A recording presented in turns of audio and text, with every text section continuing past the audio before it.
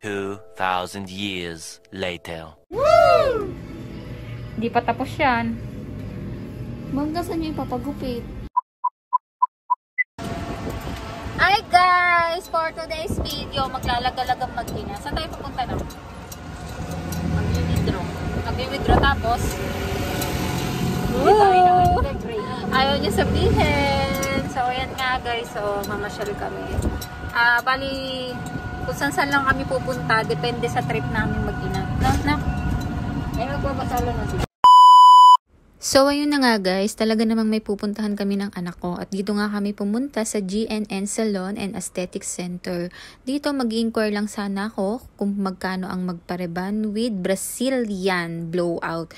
Yan, gusto ko kasing mapaayos yung buhok niya kasi kung makikita nyo, medyo may pagkakinky siya na kulot. Actually guys, hindi talaga ganyan ang buhok niya. Napakaganda ng buhok niya since bata siya hanggang lumalaki.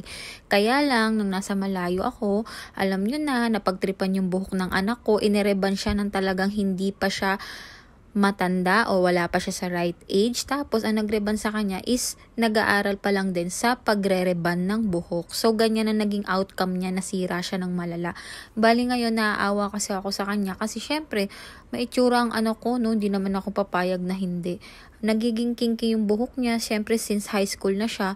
Alam niyo yung gusto kong maging presentable naman yung kanyang buhok. Ayan, kaya nilibre ko siya ngayon dito sa salon na ito na malapit lang sa amin. At ang pinagawa ko sa kanya is reban with Brazilian blowout. Meron na rin yung treatment guys ng keratin. Dito guys, kung makikita nyo guys, medyo mukha lang mabilis tong pagre-reban na to, pero umabot ito guys ng 6 hours to 7 hours. Sobrang tagal niya talaga kasi marami siyang treatment na ina-apply. So as per beautician naman, pwede na naman daw siyang i-reban sa age niyang 13 years old. Unlike before na nireban siya is 9 years old, tapos hindi pa naman talaga well na nagre-reban yung gumawa sa kanya. So, ayan nga guys, talagang borlag ang tita nyo. Talagang lumabas lang muna ako sa salon na yan. Kasi ang kailangan ko talagang gawin is magpahangin habang hinihintay siya ng 7 hours. Tapos, pag na-boring na naman ako, babalik na naman ako sa salon. Titignan ko na naman yung process. Ayan nga ginagawa nila. Pinaplansya nila yung aking buhok ng anak para mas dumikit daw or mas mag-sink in yung gamot niya doon sa kanyang buhok. So, ayun na nga guys, habang nagbibideo ang person, makikipagtsikahan ako kay ate girl na nag-a-assist sa aking anak. So, napaka-supportive mommy ko naman daw. Syempre, alam nyo na, nag-iisa kong baby girl yan. Sige girl, plancha ka lang ng plancha ha, pagandahin mo yung anak ko ha, kasi di kita babayaran kapag di yung gumanda. At ayun na nga, naboring na naman ng first son na mama. So, ang ginawa ko muna, sinundo ko muna si Gian sa school at binalikan ko na naman ulit si ate sa salon. So, magugulat nga si Gian pag nakita niya yung ate niya, oh. Oh. Gian, ano sa'yo?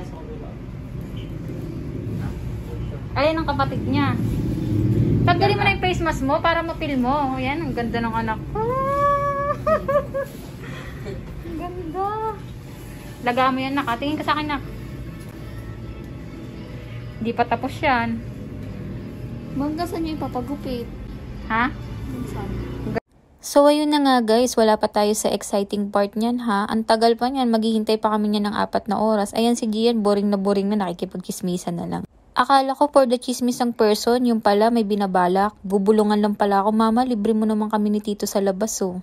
At syempre, dahil hindi nga papayag si Gian maghintay ng matagal na gutom siya at walang laman ng tiyan, ayan, for the libre na naman ng first son. So, doble-doble ang gastos natin, mami. Habang hinihintay namin si JB, talagang kami ay tunay na nag-food trip sa labas. Talagang kailangan kasi kami magpakabusog at maglibang habang hinihintay si JB. Dahil take note guys, may second coating pa yan. Talagang natapos kami dyan 9:00 na ng gabi guys. 2,000 years later.